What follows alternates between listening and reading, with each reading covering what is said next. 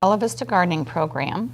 I'm Jerry Horner, and joining me today is Barb Templin. I'm the perpetual guest. Almost, yes. yes. And Keep she's coming a back. fellow member of the Bella Vista Garden Club. And today we're going to be talking about terrariums and succulents. And you can use succulents in the terrarium, so you can plant them in your garden also. We're also going to be talking about some upcoming event and what to do in your gardens for the month of March. So the upcoming event we have coming up, the Bella Vista Garden Club Benefit Card Party and Game Party is coming up in March. It's going to be March 17th from noon to 4 at the United Lutheran Church at Cooper Road and Forest Hills Boulevard. Now this is our 11th year of putting on this card party. Yes. And it gets bigger and better every year. The price is $12 per person. They have 40 tables for 4.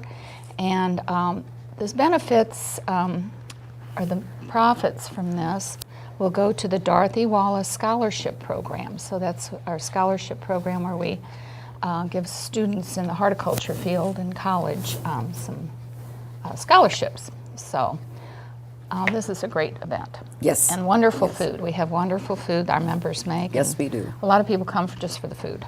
So Yes. it's a great event. But today we're going to be talking about terrariums. Yes. And Barb has volunteered to make one in front of our eyes. Yes, which is going to be interesting. But the first thing that I want to go over is our supplies. What you're going to need is you're going to need gravel for the bottom of your terrarium. Then you're going to need sphagnum moss. You're going to need Charcoal. You're going to need soil. Of course, you're going to need plants. The tools that you'll need is something to dig with in the dirt to prepare the holes for the plants going in.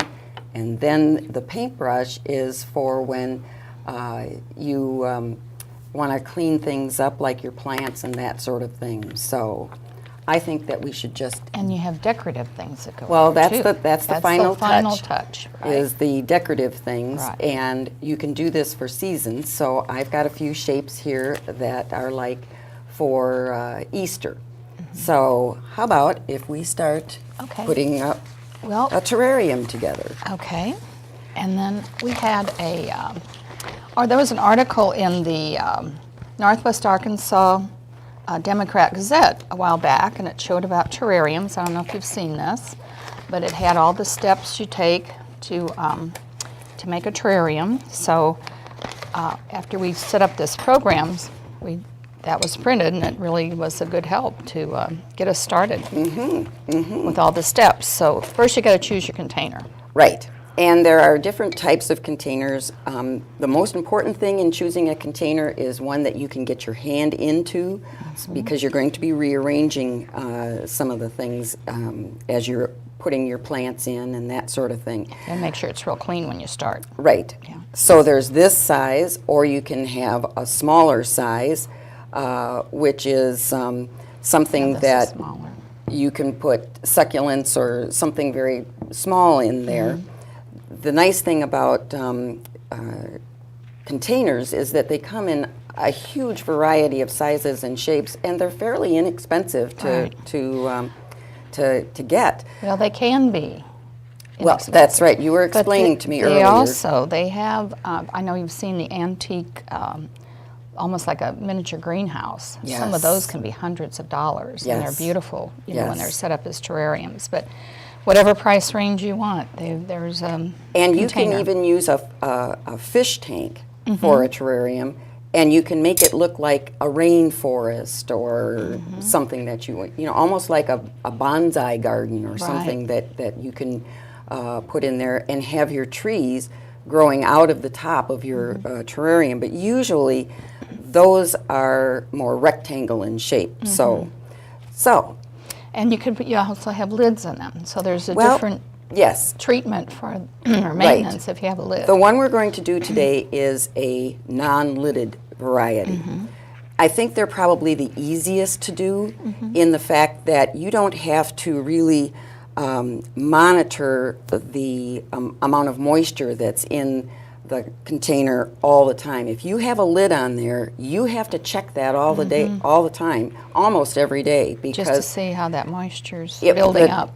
The plants create their own moisture, and so moisture is, you can actually kill them all by You don't take having the lid them off. too. That's right. Right. That's right. Okay. So today we're going to start from the very bottom, work our way up. Okay, The first so thing I'm here's the going to do gravel. is, you want to put in gravel, ordinary gravel that you have, but Pebbles, if or whatever you're you call it. right, if you're doing this, you have to make sure that these are clean. You've washed them, it's hot soap and water, and then you want to be careful when you put them in so that you don't drop them in from the top and accidentally break your container. What's the reason for the pebbles on the bottom? Drainage. That's the biggest thing. The next thing that we're going to put in is activated charcoal. Okay. The reason for the activated charcoal is it keeps the soil clean and clean smelling. And sweet. There's nothing worse than smelling mold or a heavy soil kind of smell. And this actually helps the plants grow, because they also need something Right. fresh. Now, this you can purchase either in the aquarium department, or you can get sometimes garden Yes, centers. I went to a garden center and got this. Now, when you're making your container, you want to be able to see your different levels here. You want to be able to see your rock on the bottom, then you want to be able to see your activated charcoal, and then the next thing we're going to put in is sphagnum moss, and the reason for that is it keeps the dirt from falling down into the pebbles.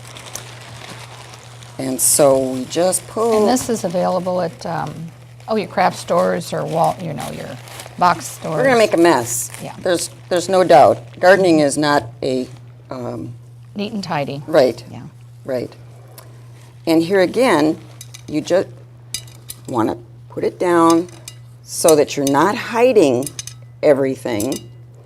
Most of the time when you're using sphagnum moss, you want to be able to have it moist first. I didn't moisten mine, so I'm going to take my little spritzer and I'm going to spritz it.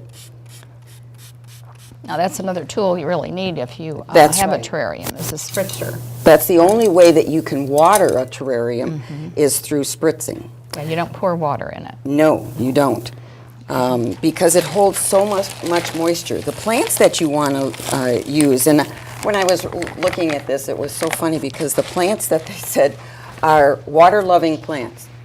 Well, okay, other than air plants, what is not a water-loving plant? I mean, even cactus have to have some water somewhere, you know. So the next thing I'm going to put in is potting soil, and you have to have at least 2 inches of the potting soil so that the roots have something to grow in. Right. Now, what you can do is take a spoon and spoon it in, or you can do what I did, and I usually am not really good at the spooning in part because I end up spilling it all over, but since we've already made kind of a mess, We need another inch or so. I think so. Yeah. You got to make sure you have enough soil for those roots. They will kind of go down into the charcoal and into the sphagnum moss, some of the roots, if they're a deep-rooted plant. And it depends on your plants. And you want to choose your plants that are complementary in color, shape, and of course moisture needs. You won't want to put moisture-loving plant in with a cactus, so that they all have like the same water needs. And but there's a big variety of plants that can be used in terrariums, and bonsais are probably another one that could be put in. Maybe a little hard to trim them unless you have a large opening container like this one, but you could put a bonsai plant in a terrarium also. And we do have one that's finished. This one has got succulents in it, and it has little rocks, and it's just a small one. Could be on a little side table. This will need to be out in an area where it gets quite a bit of light.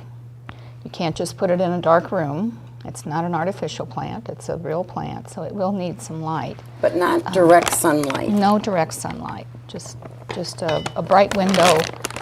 Right. Now that we've got our soil in there, now we have to come and choose our plants. I have a variety of plants here and a variety of sizes. And the thing about sizes is you want to look at your terrarium and you want to figure out, okay, is this going to be tall in the back and then going shorter into the front, or are we going to do it from the center and around? My suggestion is start in the back. Have your tallest one in the back.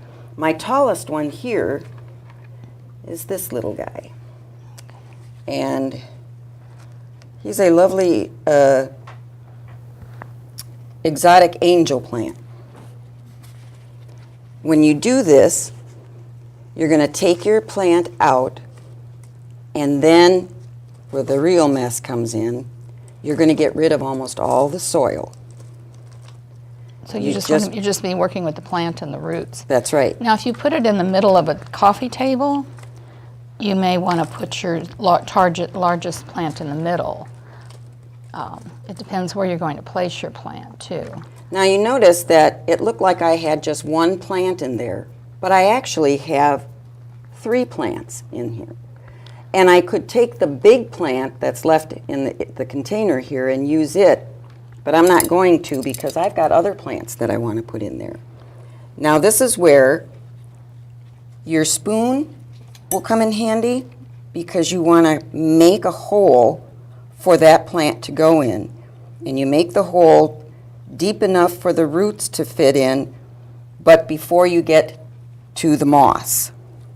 So we're going to put our plant in, and then we're going to Firm it around. put our soil in there, too. soil around it so that it stands up. And we have our first plant in. There are so many varieties of plants that you can use in this. What you want to look for is a variety of color, leaf, and texture. Now, we have the little terrarium that we showed you, but these 3 here have such a different variety of both color and texture that I think these would be good. Now, the rule of thumb is if you need 1 inch, 1 square inch of area per plant. So if you have like a 6-inch pot, then you can use 6 different plants. But remember, we're talking small. Now here again. And they will grow. That's right. They will grow. That's right. This is a pilea. And once again, I'm going to, did I say that right? Okay. I'm going to take take the dirt off, and I already see that I have several plants here. Once again, I'm not going to use all of them, but you see, I'm taking all the soil off. Now, if you find that you have roots that are too long, you certainly can cut them. Yeah, I can trim those. Trim those off. But It won't kill the plant if you just trim a little off the bottom of the root. But here again, we're going to make a hole for our plant. And before you even start, you want to have some idea of where you're going to put your plants. Kind of work it out in your head where you want to put them. Or even set the pots in the places you're going to put them so you Right. can see how they work together and how they look together. Right. One of the really fun terrariums that I saw was someone had made a terrarium in a mason jar. But what they did is they did the plant material in the lid and then screwed the bottle, the glass on top of it. It looked spectacular. And that would be a good little project for kids. Yes. You know, to work Yes. with that lid and just plant a couple little sedums in that lid and what a screw on wonderful top. thing for kids to do for Easter or Yeah, for Mother's Day. For Mother's Day, it'd be great to do that for your mom. I'm going to let you pronounce that next Okay. one. This is a really fun looking plant. He looks kind of like he's been over-permed. It's an Alternathia, Oh, and it's a curly, deal. this whole curly little plant. Okay. And these, I think these all came from the nursery, and they're called exotic angel plants. So I'm not sure exactly what an angel plant is, but they're angels to us today. that's right. So- That's right. Now, once again, I've taken most of the dirt off, but there's this little guy. I feel kind of badly leaving him, you know, Leave them out in the alone. cold. Okay. Yeah, So I want to include make that sure little that one in he's there? yeah, I want to make sure he's got a little home. Okay. And I'm going to put him in front because this is a short one. So I want to put him in front. And I'm making my hole. I'm probably, you know, digging myself into a hole. And then I'm putting my plant in. Now, if you have a really tall terrarium that you're working in and you've got to get down there and work, I've got tweezers here. Yeah. Or you can take, Or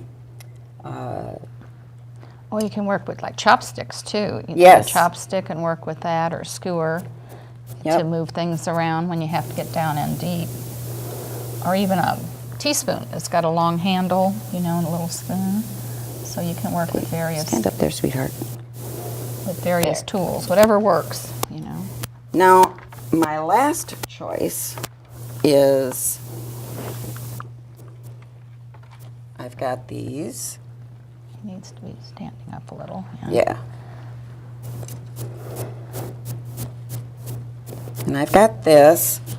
So I think I'm going to see if I can't Yeah, get that's a little brighter color. some, right, Yeah. some, and this is what you want to be thinking all the time is what, you know, what's going to look pleasing, what's going to look best in here. Because I don't want everything to look the same. Right, so you got the really dark green and then you got Right. the lighter, Right. variegated.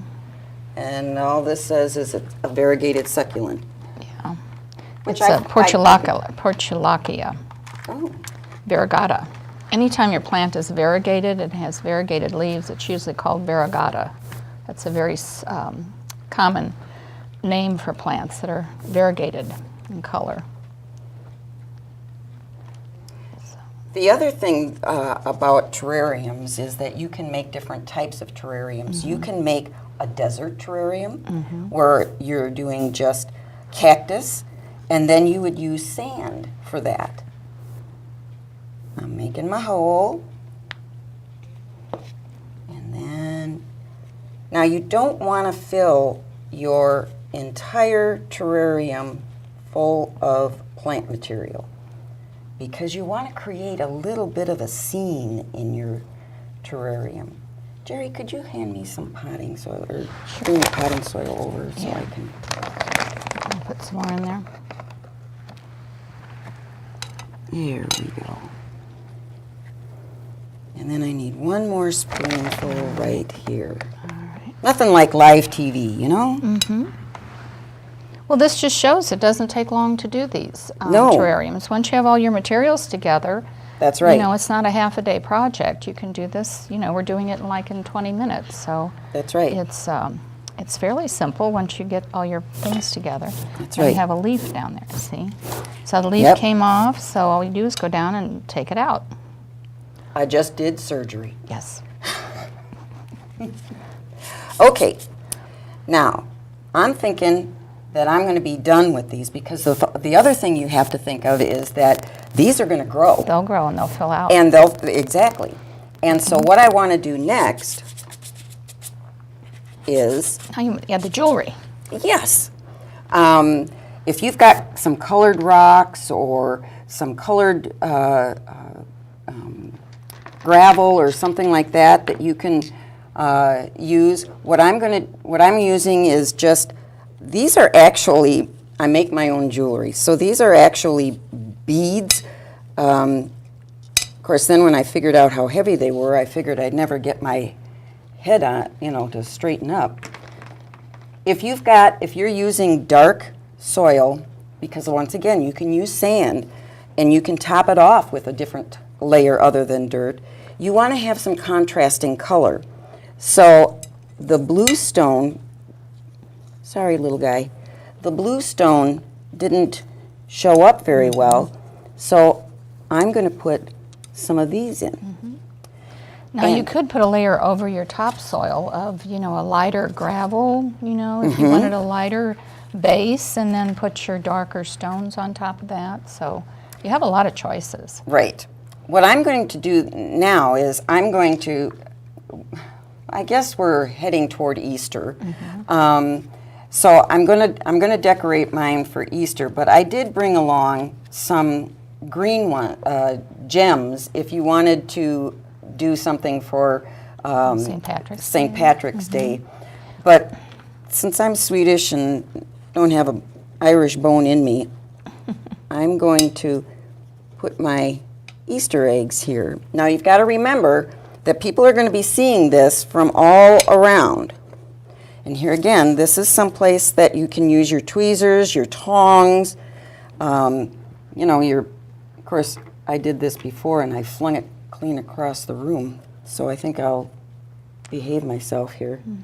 And so you can change it seasonally. So you got Easter, and then, or St. Patrick's Day, Easter, 4th of July, you can put red, white, and blue things in. You can put a little flag in there. Right. So all your accessories you can change. And they're just very easy to get out. Of course, if I demonstrated that now, I would be flinging them right across the room. But just trust me that, you can do that. You can do You that. can take a spoon and get that. That's right. Yeah. And I want to add a little color, so I'm putting this orange in here to add a little color. And then a good friend of ours and the garden club, Janice Kennedy, actually made these little mushrooms out of polymer clay. And I'm going to put a couple little mushrooms right over here so we can see that. Okay. Well, while you're finishing up the details, I think we have a little DVD. We have a Meet the Masters. We have a Take Root DVD from the Master Gardeners about succulents and how to propagate them. And it's very easy, and once you have a succulent, you can make hundreds from them. The little things just can grow in soil. But anyway, we have a DVD to show you how to propagate succulents. So we'll see that now.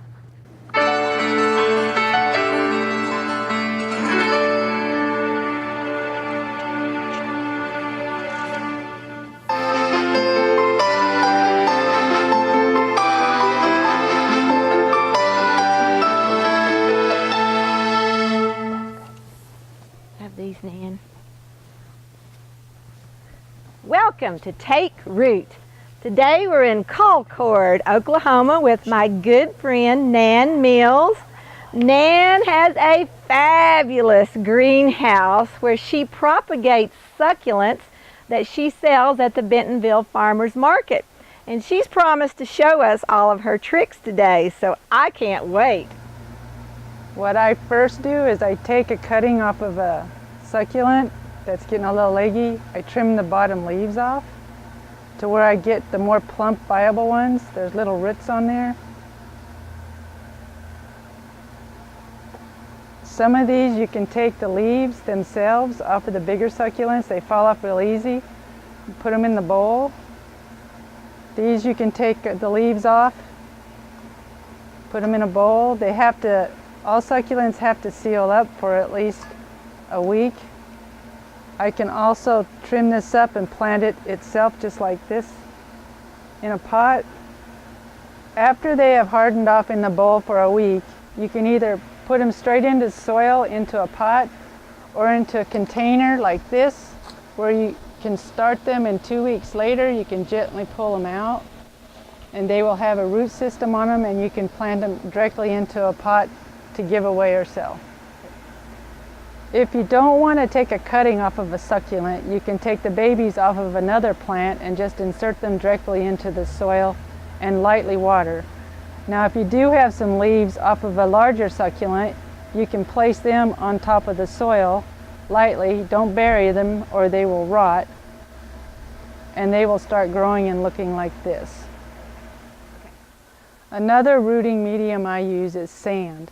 I have a sand box here that has no holes in the bottom, so you have to be careful not to overwater. You just poke a hole in there, insert it, shove the sand up against it. Do that with all of your succulents or with your small plants that you ripped off from the bottom of another plant. And you can take your leaves and lay them on top, and they should start to. I keep my sandbox in the shade to keep it from drying out too fast. When I'm asked, when do you water a succulent? I usually have the person hold the pot after I've watered it, and you can feel how heavy it is. When it's getting dry, it'll lighten up, or you can check the bottom and see if the soil is dry. If it is, you need to water it thoroughly, but don't let it sit in the water. It has to drain out and dry out that way. So if you're at the Bentonville Farmers Market this year, be sure and go by and see Nan at Mills Country Farm and buy some succulents and practice for yourself.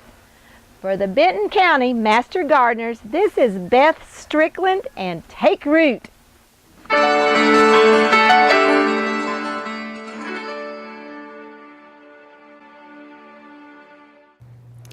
Well, I love those little videos that Master Gardeners does, because Yes, they're they're just always so very informative, and they're just short and sweet and tells you exactly what to do. So you can do a lot of things with succulents. And as you can see, we've finished up. The last thing we need to do now is clean up our terrarium And little plants. and little plants. And this is just a very fine paintbrush, and just going to dust off the stone, the plants. And we added a little nest in here so that you can see. Little bird's nest. So that you can see. So one of our members made the little bird's eggs and the little Right. bird's nest too. We have very creative members. And then the last thing you're going to do is you're going to spritz it. And it doesn't take much. And that's it. That's all you're going to do for watering. Now you want to check this and see if it needs water, but once again, in a small container, they will create their own moisture. And so here's our finished product. So that wasn't too difficult to make. No, see, anybody can Right, make a terrarium. right. So, and now we need to talk about what you need to do in your garden. After you finish your terrarium, then you go outside and work in the garden. That's right. And of course, what we're thinking about right now is we're thinking about all those beautiful blooms in the summertime. Right. And your annuals, you want to go through your seeds that you may have collected. I know that I personally harvest a lot of my flower seeds, so I'm going to go through and make sure that those are separated and healthy, and then kind of thinking about where I'm going to put those in my garden this year. And they'll last for several years. You were telling me that some seeds will Some last. seeds, I think they found them in the digs of the tombs, and they're thousands of years old, and they will still grow. Yes. They'll still propagate. Yes. The other thing we need to do is clean out the beds. Any clippings you have from last fall. If you left your mums or your salvia, especially, you shouldn't have cut your salvia. You can cut them back. We still might have a little cold weather yet in March, but it should be fairly safe to be cutting back everything. And if you delay this cleanup, you're probably going to, not like your garden for a while. Yes, you're going to regret it. Yes, you will. And I know that from experience. So, and the bulbs are just coming up like crazy. Oh, I know. They're And we beautiful. were talking before the show that bulbs come up at different times. Some, grow faster in colder weather. They bloom at different times. That's right. That's right. And so you do want to be thinking of fertilizing a little bit of these so that you can